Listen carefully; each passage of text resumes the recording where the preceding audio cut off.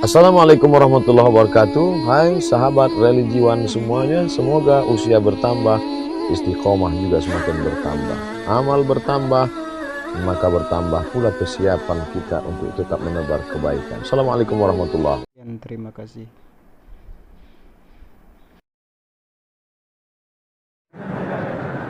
Saya akhwat yang bekerja sebagai pegawai. Saya hobi suka dengan pekerjaan saya. Namun jika waktunya tiba dan saya menikah, saya harus long distance marriage dengan suami karena saya bekerja. Ini bagaimana ya Pak Ustadz? Sebelum menikah, kamu duduk dulu. Jangan nanti kata si suami, aku nikah sama engkau kan setelah engkau 23 tahun.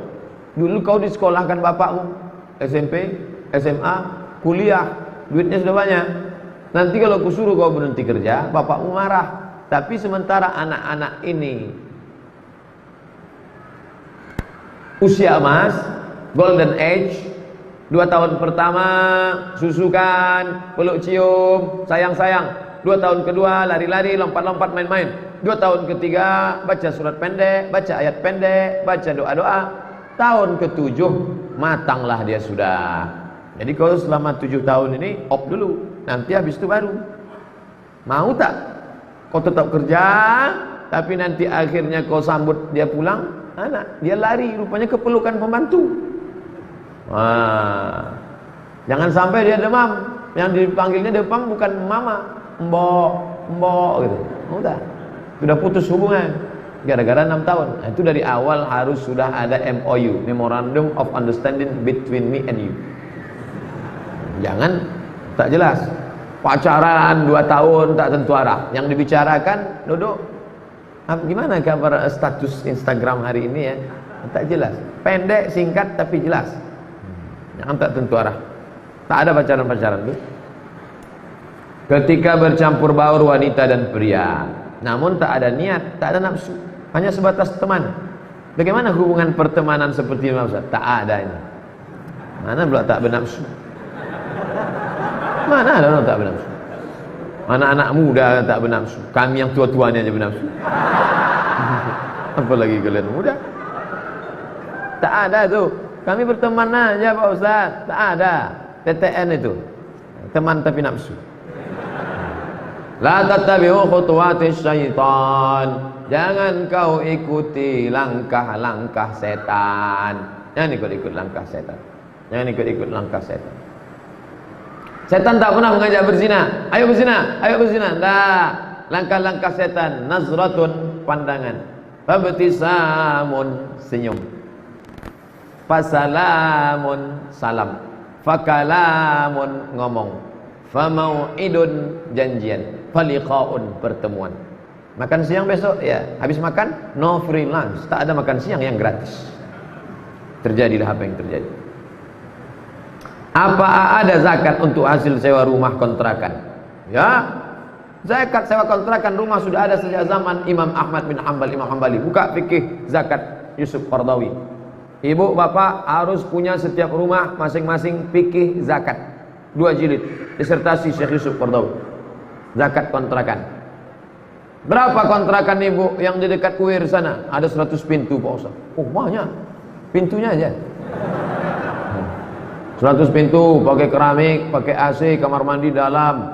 Satu kamarnya berapa? 1 juta. 100 pintu 100 juta. Setiap bulan 100 juta. Berapa zakatnya? 2,5 juta. Keluarkan 2,5 juta. Kalau 1 M Pak Ustadz, 25 juta. Ada jamaah, Ustadz Somad kemarin saya keluarkan 25 juta. 25 juta berarti harta bapak 1 M? Enggak. Pendapatan saya cuma 300. Oh, bapak salah hitung. Mestinya kalau 300, 7,5 juta. 7,5 juta. Kenapa dikeluarkan 25? Saya mau mancing Pak Ustaz. Mudah-mudahan saya keluarkan 25 dapat 1 M tahun depan. Dipancingnya Allah SWT. Apakah Sayyidatuna Aisyah, apakah Aisyah itu memakai cadar? Apakah istri-istri Nabi itu? Ya.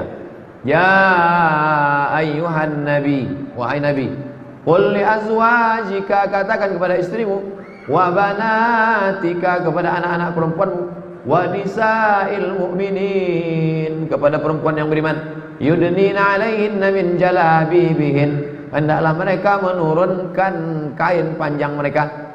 Bagaimana caranya? Ditarik kain panjang, tertutup mata kiri, yang terbuka mata kanan waktu mau keluar rumah. Begitu mereka zaman dulu. Hampir 20 hadis yang menyebutkan mereka menutup muka, yang nampak cuma mata, menutup muka. Gara-gara itulah Syekh Abdul Aziz bin Baz, mufti Saudi Arabia, mengatakan cadar wajib. Nanti kalau ada ustaz berceramah, cadar wajib, gara-gara hadis banyak tentang menutup wajah. Tapi Syekh Albani mengatakan ada hadis-hadis lain yang mengatakan bahwa ada juga zaman itu perempuan yang wajahnya nampak. Nah, maka saya condong kepada yang pendapat kedua, cadar tak wajib, cadar hanya mustahab, anjuran. Kalaulah cadar itu wajib, berarti lawan daripada wajib haram. Haram ibu-ibu menampakkan wajah. Nah, oleh sebab itu maka yang bercadar silakan bercadar. Mahasiswa-mahasiswi saja yang bercadar silakan bercadar. Yang tak mau bercadar, tak usah berkelahi antara bercadar tak bercadar. Kalau berkelahi antara yang bercadar dengan yang tak bercadar, maka yang bertawa yang buka jilbab. Nah, tersinggung lagi, payah.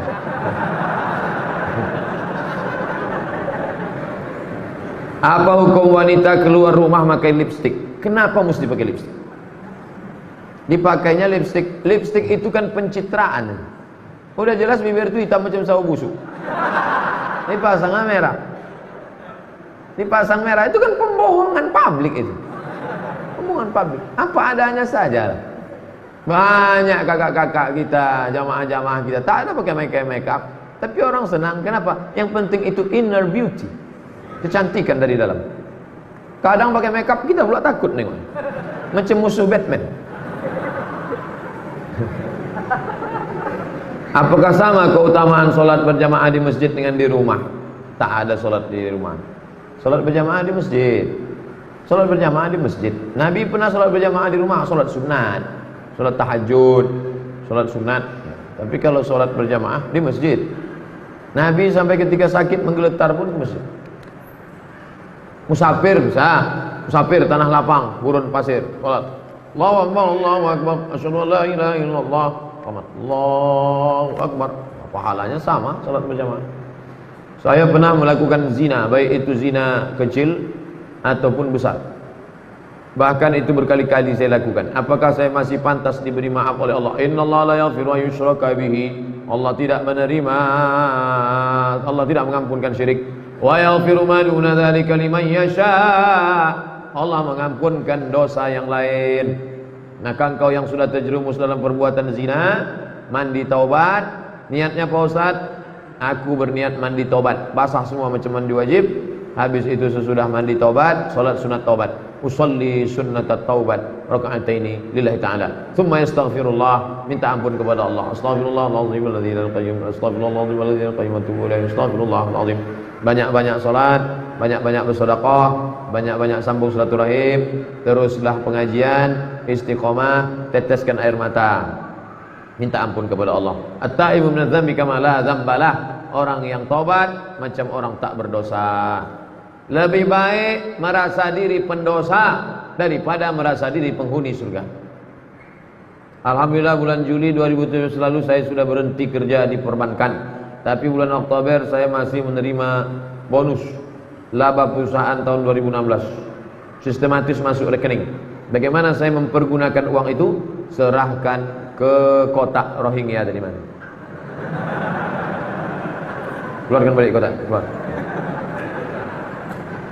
Duit riba serahkan untuk masalih ammah, pembangunan MDA, pembebasan tanah masjid, kaum muslimin, untuk jihad.